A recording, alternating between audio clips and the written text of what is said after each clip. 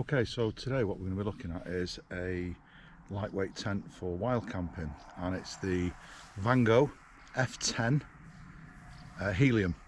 So it's one of the lightweight range, and it's the Xenon. It's not the extended version with the extended ports. This is just the Xenon 2. It's a two-man tent. I'll put up all the details of its weights, etc.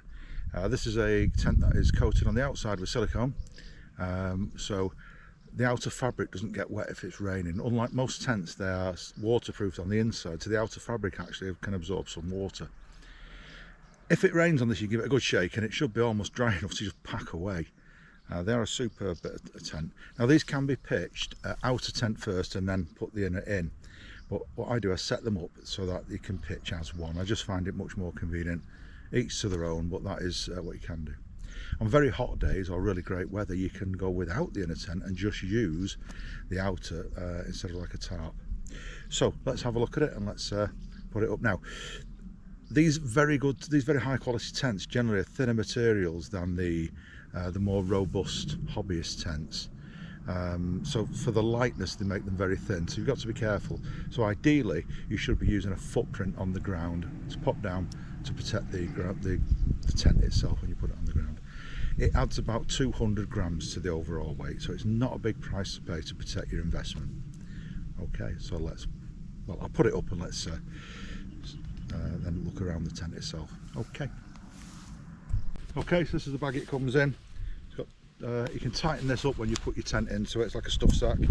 Push the two release clips and let's see what we've got inside. We have the footprint, which I'll put down first.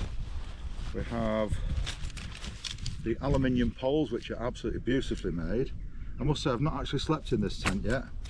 So on the second I'll put it up once before to take some pictures. Bag of pegs. The pegs are beautiful. And then the tent itself. The pegs, when you look at these, there are the ones they give you, aluminium,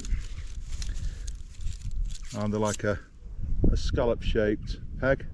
You might need some different pegs for harder ground, and you've got two of these with the loop on them, and I'll show you what these do later. It's to do with across the board, the tension band. Okay, so I'll grab a few of these and I can put the footprint down.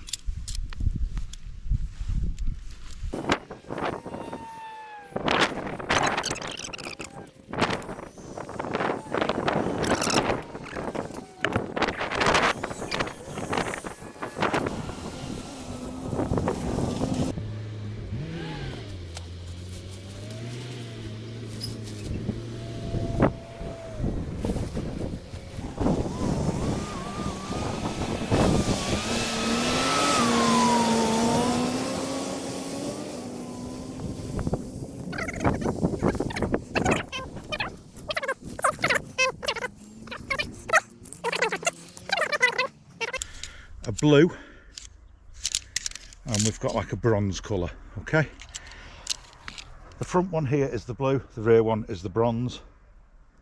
So we are at the oh, hang on a minute, have I done that? Which way around have I done that? Oh yeah, I've done it right. I thought I put it the wrong way around then. This is the front end, that's the back over there. Okay, so I'm not sure if they're called T2, they're aluminium. And the way they just clip in so beautifully, the fit is fantastic and they feel so good. They're absolutely gorgeous. Rather than these fiberglass things that you get. So that is pole number 1, the blue. So I'll pop that one in.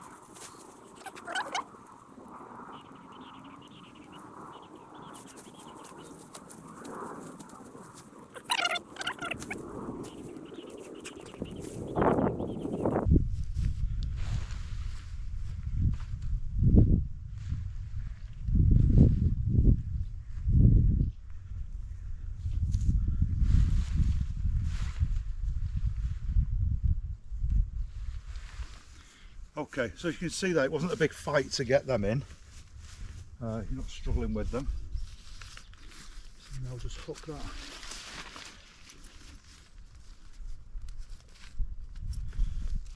Into that peg.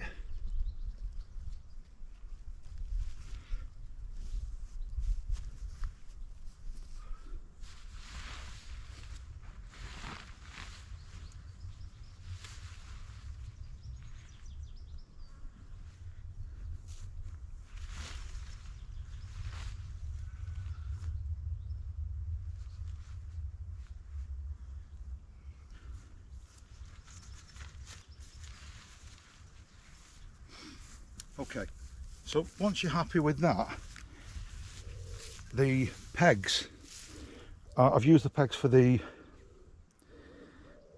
footprint and just put the tent pegs over it loosely. But now what I can do, I can tighten everything up. So I can pull the peg out and stretch the whole thing together to make it a good fit. So start here, I'll just pull that one tight.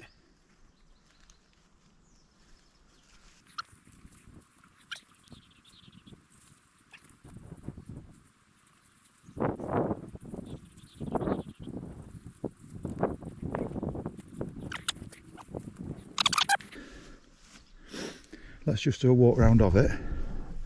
The ground isn't perfectly even here, but as you can see, whoops,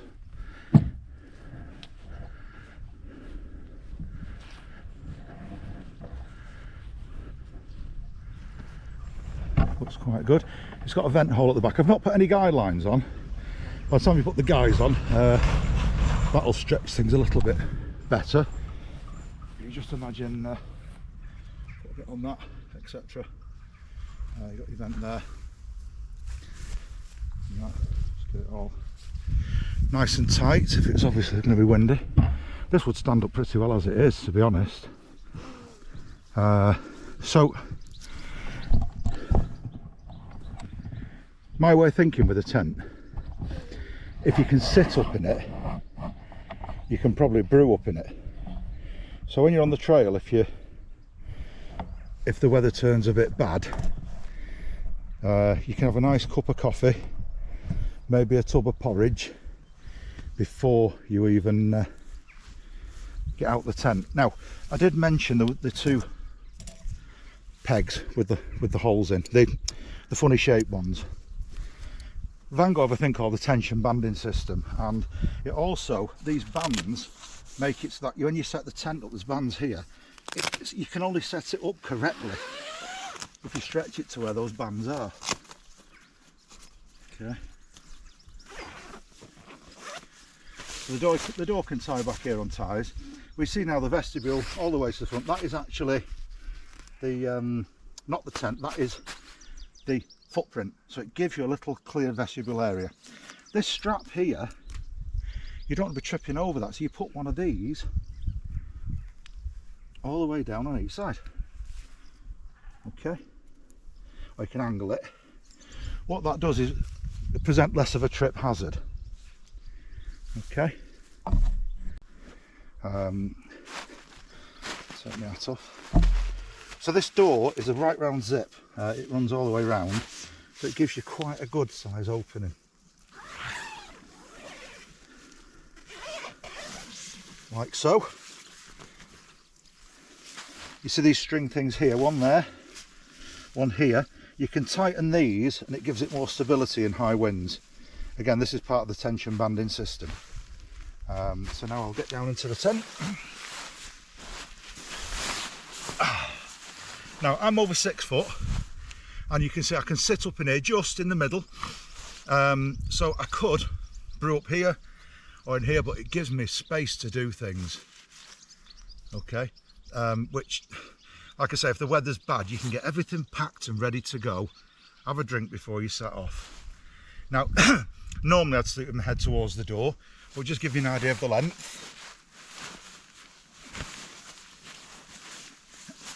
Oh. As you can see, there's plenty of length. You're probably all right up to a height of about 6'6" in this. Anything bigger than that, and it could be an issue, because I've got a hole in my sock. That makes a great YouTube video. Man with hole in sock demonstrates tent. Down each side you've got plenty of pockets, your bits and bobs. Obviously make sure you take them out before packing the thing away. As per usual with Vango, you got lots of mesh and lots of breathable fabrics, so that the tent breathes. You get plenty of air through. Sometimes Vango people think they're a bit drafty, you know, the gaps etc, letting the air through, but it means you're not packing away a tent with a load of condensation in the morning. Okay, so that is the basics of it. It feels nice, the material, it's quite thin, but when you feel the outside of it, you can feel that silicone. If you put water on it, spray water on it, it just runs off. So yeah, really pleased with it. So let's pack it away. Now, one other thing about pitching as one, once you've laid your tent out, you could throw your rucksack inside it and carry on pitching it.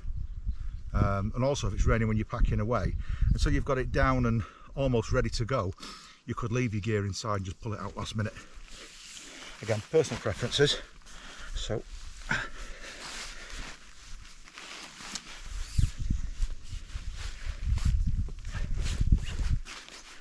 done at work, thing where you can unzip part of it and then, one sec, right, this door's got this thing as well, you can unzip part of it so you can get air in without letting water in, so you could actually open that bit up like that. Okay, so that's rather handy, especially if you're brewing up. All the way up. Right. So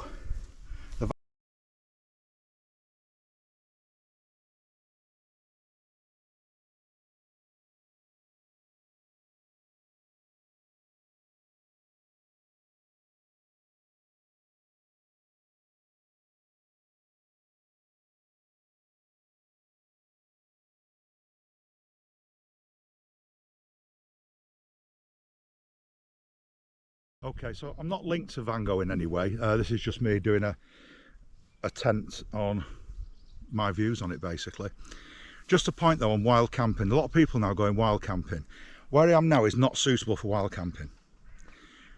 The code really, I know it's not legal in this country, but we have a sort of a code that we follow. Camp above 600 metres or beyond the last farmer's wall. If you can get permission, get permission. If you are going to camp, camp late. Break camp early. Nobody sees you. Leave only footprints. If you see somebody else's rubbish, pick it up. You're seeing people now doing fly camping. They're just picking a place next to a lake and just camping and leaving all the crap and barbecues everywhere. This isn't wild camping. True wild campers go late, break camp early, like I say. Try not to be within sight of a main road, because otherwise people see a little white light flashing while you're setting your tent up and they think someone's in trouble. Next thing, mountain rescuer on you. Don't camp on a footpath, and try to avoid camping near other wild campers. Now sometimes you'll get a beauty spot that people love, like I don't know, Stickletown in the Lake District, and people camp near the edge of it. There's not much you can do about that, not much you can do about any of it. But if you camp in a place where you're a little bit out of the way, don't leave any trace and behave, then we'll be able to keep doing this. Otherwise we're going to be legislated against, there'll be fines, there'll be wardens, and they're going to spoil it for future generations. So let's keep it right, and eventually it may be that they make it actually fully legal, hopefully. Anyway, what I'll do now, I'll do a video packing the tent down.